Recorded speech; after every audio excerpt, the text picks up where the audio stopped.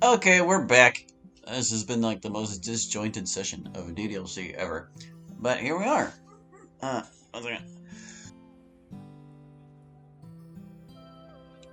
Just as I'm about to look for Yuri's contact, I spot her in the distance.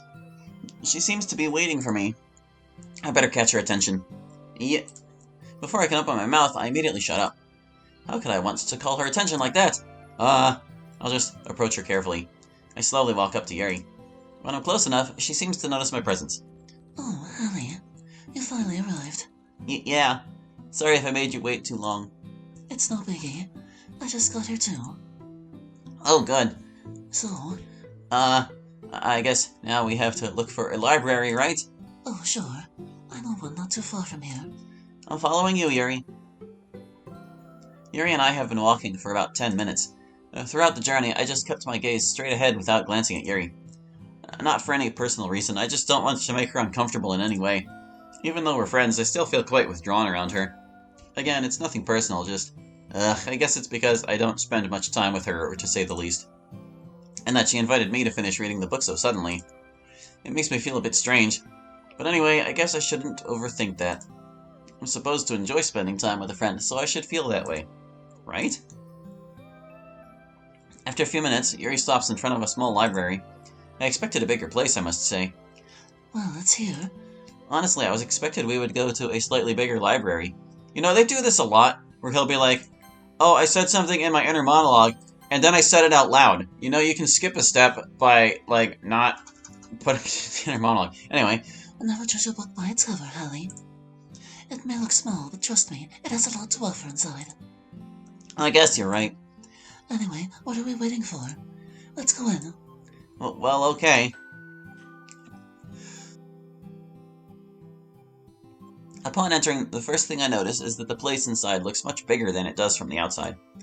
There aren't many people, or counting them, there are about 3, excluding the librarian, of course. The atmosphere feels quite calm and relaxed. I sniff a little and... Is that an air freshener? No wonder this place smells so good. I see why Yuri chose this spot. Relaxing, isn't it? Definitely.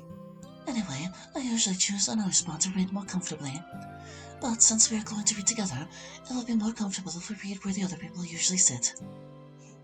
That's fine by me, just as long as nothing happens to ruin the moment. Don't worry, Hallie. You're not going to ruin anything. Don't let those thoughts take over you. It's only going to cause you more harm. I didn't want to get sentimental all of a sudden. You wuss. Yeah, you must be right. I'm sorry for getting like this suddenly. I don't do it on purpose. Oh, no, you don't. Just try to relax. More than finishing a book, this is a moment to hang out together. So take it easy, okay? I'm surprised at how understanding Yuri can be. Although it's not that surprising, after all, her calm and mature personality manages that. Okay. Just be patient with me, okay? Of course, Hallie. Alright. Yuri is right, but my thoughts clash with what she says. For now, it's best not to give it too much importance. I need to focus on paying attention to Yuri's book.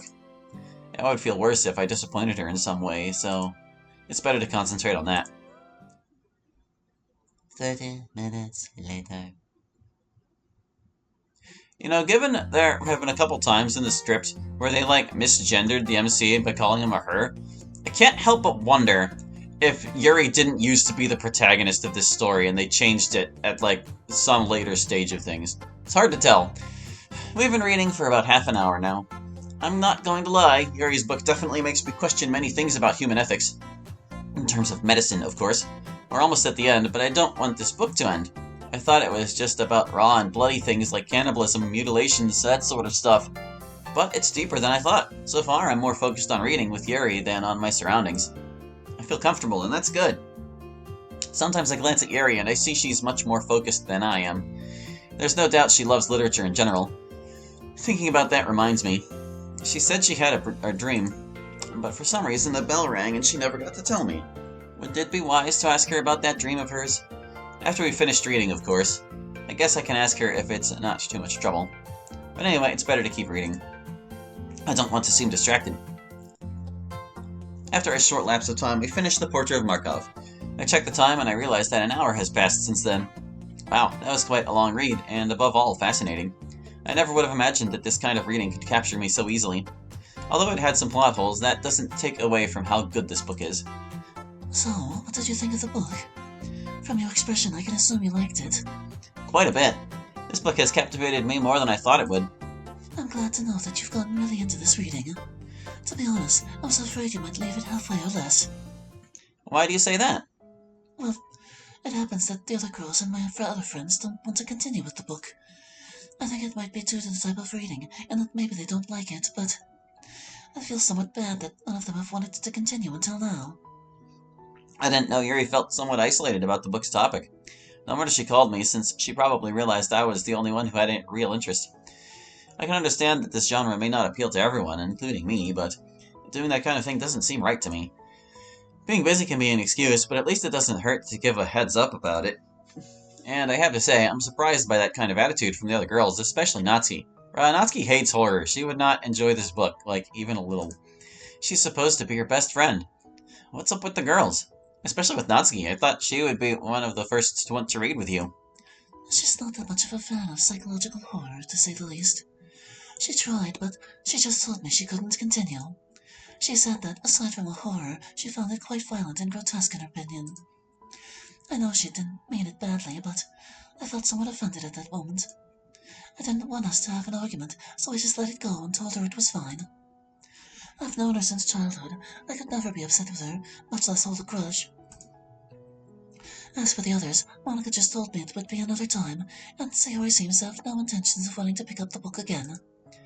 I guess they must be quite busy. I also don't want to make them feel guilty just because I feel this way.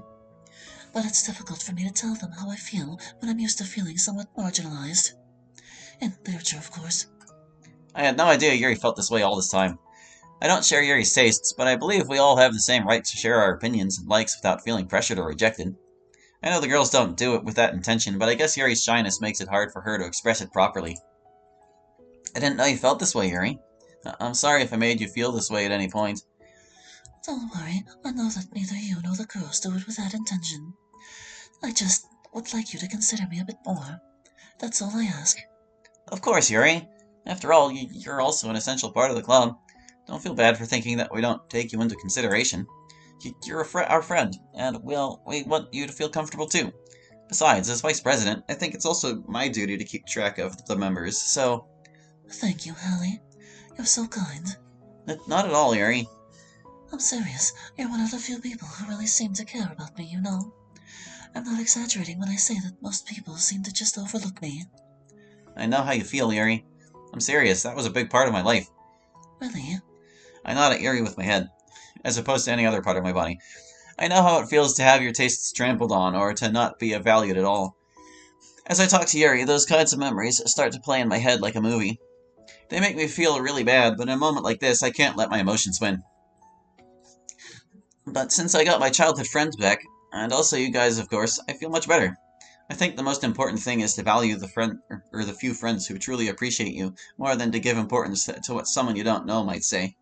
At least that's what I do, or try to do, and boy does it work. I think you're right. Honestly, I feel much more comfortable with you guys than with many other friends. And that's good, Yuri.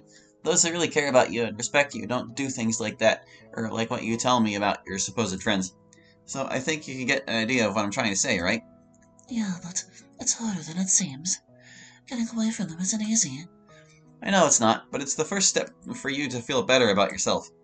Whatever your decision is, remember that your true friends are here to talk when you need it. Thanks, Hallie. I think I needed something like this. It's nothing, Yuri. I'm just trying to support my friends. Yuri gives me a sweet smile, to which I respond by smiling back. Well, getting back to the book. Oh yeah, sorry for getting so distracted. Don't worry. Let's just skip that topic for now, okay? Yeah, you're right. In that case, do you have questions about the book? Not really. The story overall has been pretty clear to me. I have to say, there were some plot holes, but overall I found everything fascinating. Right. It's not for nothing that I consider it one of the best books I've had the chance to read. About the plot holes, I admit they can be somewhat annoying no matter how minor they are. But I think that rather makes the story feel more realistic and human. I hadn't thought of it that way. That said, I wouldn't recommend abusing this concept. You can cause more confusion and inconsistencies throughout your story. And in other cases, the reader might deduce or feel that you wrote your story lazily or without really being into it, which makes you simply not grab attention. What's crucial is finding a balance between both so that the story is appealing to the audience. I kind of feel like a plot hole is like, I mean, there are problems within the story because it's one thing for something to go unexplained in a story, and it's another thing for it to be a plot hole, like something that was important that should have been explained what wasn't. And I feel like that's the distinction there. But anyway, I'm surprised by how much you know about literature in general, Yuri. I don't think it's that much, I just know the basics. Even so, hearing you talk so passionately about those things makes my curiosity wake up. I'm glad to know you're interested in what I say. As Yuri and I smile, I can't help but remember that I wanted to ask her about her dream. I don't know if it's a good time, but honestly, maybe this way I can get to know her even more. Hey, Yuri. Sorry if it's very sudden, but I've had this question since the first day we read this book. You mentioned that you had a dream, but you know that the bell interrupted us. Since nothing can interrupt us now, I wanted to know more about that. Honestly, I'm very curious. Oh, I'm glad you asked. Well, I think you've already got an idea. In fact, I think it's pretty obvious. But I'd really like to be a writer. That's why I read and inform myself a lot about what literature is, even if I only know the basics. Oh. Well, honestly, you have the makings of a writer. I see you have a lot of potential. Do you think so? Of course. And I'm not saying it just to be nice. I'm saying it because it's what I truly feel. Thank you. Those words make me have more confidence in myself. No problem, Yuri.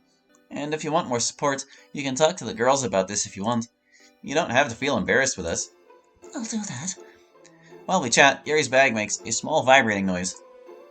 Looks like she got a message. Yuri takes her phone out of her bag. Oh, it's my mom. Did something bad happen? Oh, don't worry, it's nothing bad. It's just that she and my dad are going out and they want me to watch my little sister. I didn't know you had a sister.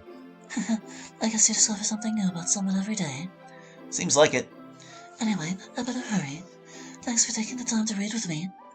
And also for the emotional support. It was nothing, Yuri. It was fun hanging out. Yuri gives me a smile as she stands up to leave. Finally, Yuri has left. I get up from my seat too. I won't deny that keeping up with Yuri and reading is tough. But as time passes, you adapt. On the other hand, I feel like I handled Yuri's situation the best I could. As I said, I know what Yuri feels, and I wouldn't wish it on anyone. But well, it's best to head home. Especially since I don't have much to do outside right now. As I'm about to leave, I notice Yuri forgot the portrait of Markov. I take it in my hands, and now what do I do? The logical thing would be to call Yuri to come back for it, but that would probably take up a lot of her time, and I don't want to bother her. How about you text her, letting you know you took the book, and you give it back to her next time you're in the club? Obviously. I guess I can take the book and keep it for her. She'll likely text me when she realizes she doesn't have the book. Anyway, time to head home. Monica's perspective.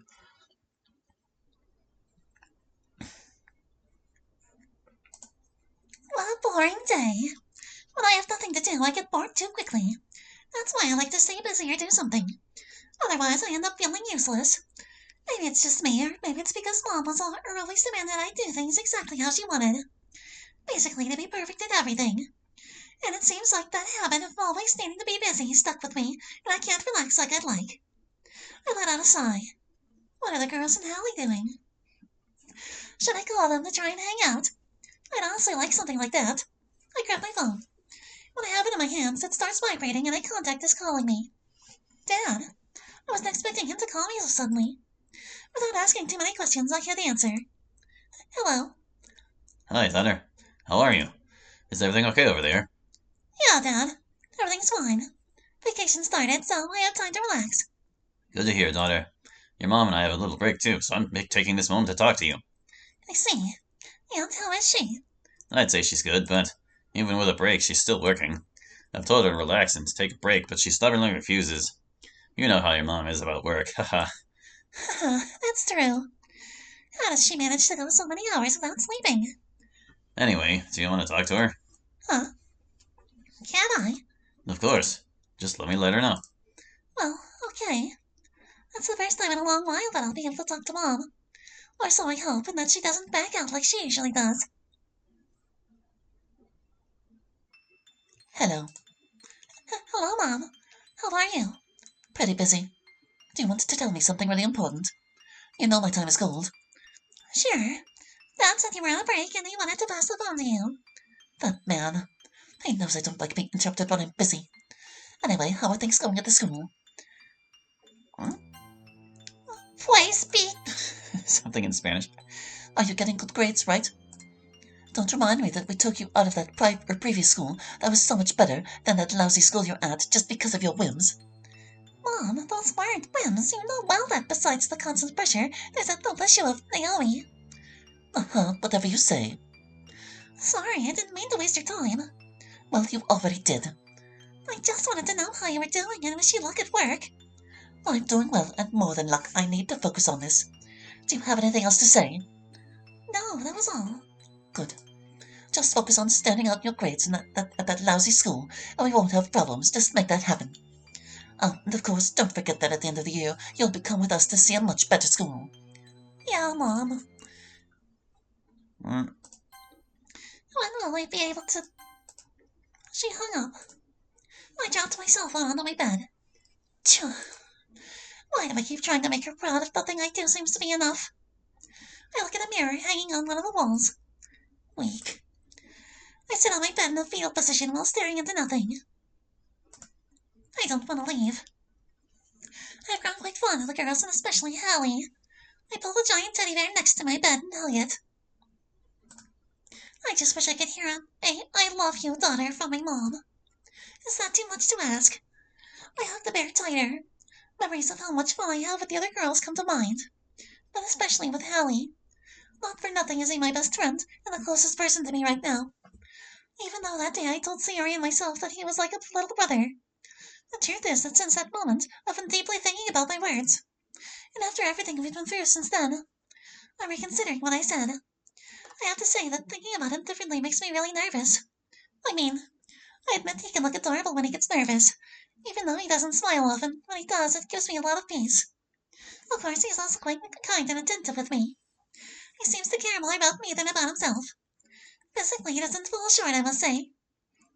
Although going into those details will surely make me want to die of embarrassment. I let go of the bear and give my face a few pats to try to dissipate my blush. What is this? Why am I thinking about him like this all of a sudden? I shake my head, but it seems that even that doesn't work to make the blush on my face disappear. Does this mean I'm falling for him? Thinking about that makes my heart race suddenly. That's it, right? I hold the teddy bear in my hands while looking at it.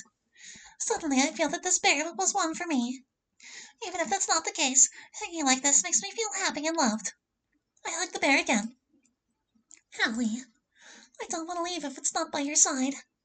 I don't know if he feels the same way I do. But anyway, I'm a bit scared of ruining our friendship. I lie down on my bed with my bear still in my arms. I don't want to think too much about that right now. I'll try to rest a bit. I start closing my eyes. While my mind won't stop making me think about Hallie,